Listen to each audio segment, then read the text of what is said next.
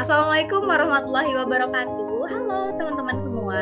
Jadi kita ketemu lagi dengan kelompok 2 yaitu kelompok Mozart di sini.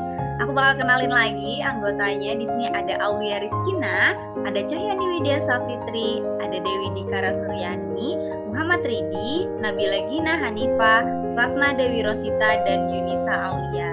Nah, di kesempatan kali ini kita bakal kasih tahu teman-teman tentang asesmen anak dengan spektrum autis. Jadi yang pertama kita akan membahas tentang konsep dasar asesmen anak dengan spektrum autis. Yang kemudian dilanjutkan dengan poin kedua yaitu instrumen asesmen anak dengan spektrum autis. Satu, pengertian asesmen anak dengan spektrum autis. Menurut Zainal Arifin tahun 2003 adalah proses yang sistematis dalam pengumpulan data soal anak. Asesmen itu fungsinya untuk melihat kemampuan dan kesulitan yang dihadapi anak satu sebagai bahan untuk menentukan apa yang dibutuhkan anak. Baik, yang selanjutnya adalah tujuan asesmen anak dengan spektrum autis. Yang pertama, ada identifikasi dan diagnosis. Identifikasi dilakukan untuk mengetahui hambatan dari anak tersebut. Lalu yang kedua ada B, perencanaan program. Di sini kemudian kita bisa menentukan bagaimana sih cara mengajari anak tersebut. Dan yang terakhir ada evaluasi program. Lalu di evaluasi program ini kita adakan evaluasi untuk melihat perkembangan anak dan juga membenahi hal yang dibutuhkan. Selanjutnya akan dilanjutkan dengan kelompok saya. Yang ketiga di sini kita akan membahas tentang prinsip-prinsip asesmen. Nah, jadi dalam melakukan asesmen kita juga perlu memperhatikan beberapa hal. Yang pertama di sini ada fokus pada kemampuan fungsional dari perkembangan anak. Nah, yang kita lihat di sini adalah perkembangan baiknya, perkembangan yang bisa memunculkan progres, yang masih bisa kita asah lagi. Kemudian yang B, berlangsung terus-menerus. Artinya, asesmen ini harus dilakukan secara berkala. Jadi misalkan kayak setiap 1 bulan sekali atau 2 bulan sekali, yang tujuannya adalah untuk melihat apakah si anak ini mengalami perkembangan atau tidak. Nah, yang C juga di sini harus menguntungkan anak dan meningkatkan belajar. D, harus melibatkan anak dan keluarga. Seorang anak itu tidak akan ada tanpa adanya keluarga. Jadi peranan keluarga itu penting banget untuk membantu anak agar bisa menjadi lebih mandiri. Nah, yang E itu membutuhkan pengetahuan tentang perkembangan anak. Jadi dalam melakukan asesmen kita juga nggak bisa sembarangan. Kita harus tahu nih, harus paham betul tentang perkembangan anak itu gimana sih. Jadi kita bisa tahu nih hasilnya, apakah si anak ini berkembang atau enggak, berhasil atau enggak nih dari asesmen kita gitu. Kemudian yang F, di sini harus adil bagi semua anak. Nah, di dalam asesmen itu harus adil bagi semua anak. Contohnya saja, anak-anak itu kan berasal dari suku bangsa yang berbeda-beda gitu ya. Nah, jadi dalam asesmen itu kita harus pakai yang umum gitu, entah bahasanya bahasa Indonesia atau pendekatannya itu harus disesuaikan dengan anak. Nah, yang G di sini adalah harus otentik. Artinya dalam memperoleh informasi itu kita bisa pakai strategi yang berbeda-beda gitu. Dari awal kita lakukan asesmen sampai selesai nanti itu boleh tuh beda-beda. Tujuannya biar bisa mengukur nih kemampuan si anak, perkembangan si anak.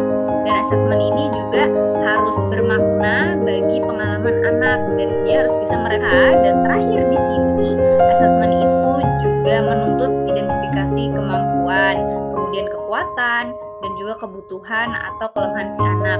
Jadi tujuan asesmen ini adalah sebagai gambaran agar kita bisa tahu nih apa sih kelebihan dari si anak yang masih bisa dikembangkan lagi. Kemudian kita juga harus tahu nih apa sih kekurangan yang ada pada diri anak gitu. Tapi yang harus kita fokuskan dan kita utamakan di sini adalah kemampuan yang masih ada pada diri anak dan masih bisa kita kembangkan lagi biar si anak bisa menjadi lebih mandiri lagi.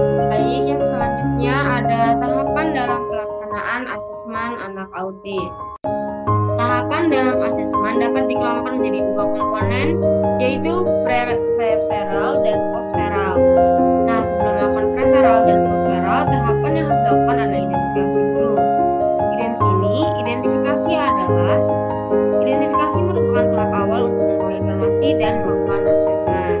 Baik, dan selanjutnya ada metode dan teknik asesmen. Metode asesmen adalah cara untuk mengumpulkan atau mendapatkan informasi informasi yang akurat dan lengkap, sehingga dari informasi yang diperoleh dapat dibuat kesimpulan yang benar dalam menegakkan diagnosis. Secara garis besar ada dua metode, yang pertama metode formal dan metode informal. Sedangkan untuk teknik pelaksanaan asesmen ada dalam bentuk tes, wawancara, observasi, analisis kerja anak, dan penugasan. Yang keenam yaitu ruang lingkup asesmen anak dengan spektrum autis. Asesmen dalam pendidikan khusus dapat dikelompokkan menjadi dua kategori. Yang pertama ada asesmen berasaskan kurikulum atau asesmen akademik. Asesmen ini dilakukan untuk mengetahui kemampuan pembelajaran pada anak seperti menjawab soal. Yang kedua ada asesmen berasaskan perkembangan atau asesmen akademik. Kalau yang ini dapat kita lakukan untuk mengetahui perkembangan yang ada pada anak, pada kemampuan otak anak seperti membaca, berkomunikasi, dan lain sebagainya. Lanjut, pengertian instrumen asesmen anak dengan spektrum autis. Instrumen asesmen adalah alat yang digunakan untuk mengumpulkan data atau informasi untuk mengungkap kondisi subjek yang akan diakses atau dinilai.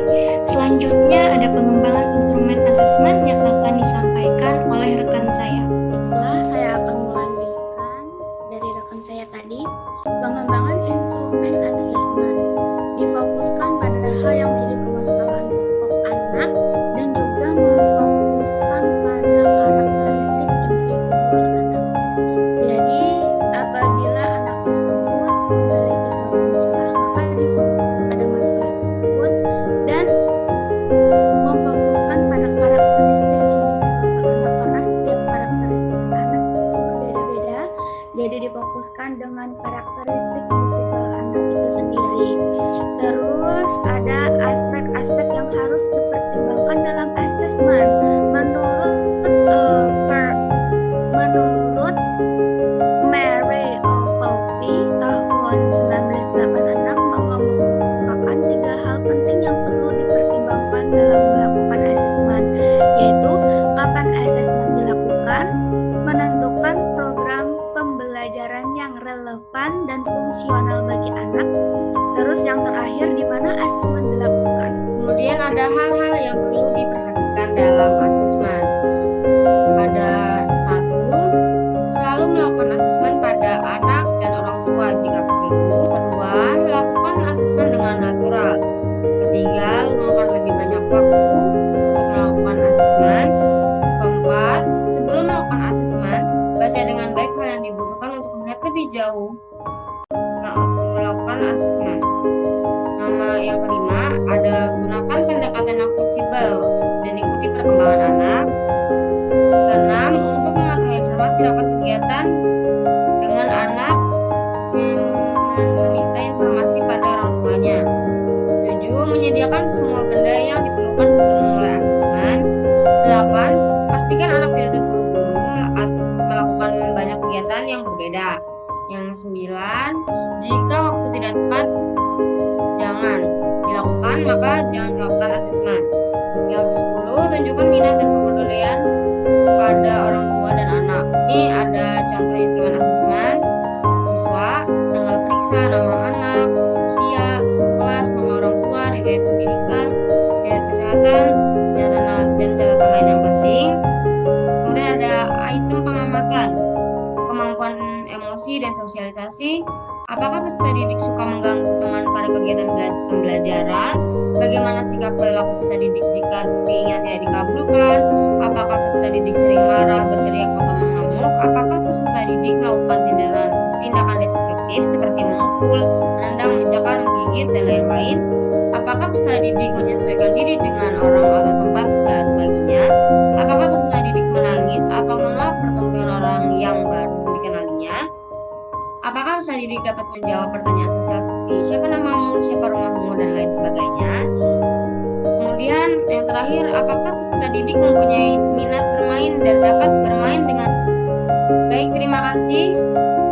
Sampai di sini dulu pemaparan materi kita pada pertemuan kali ini.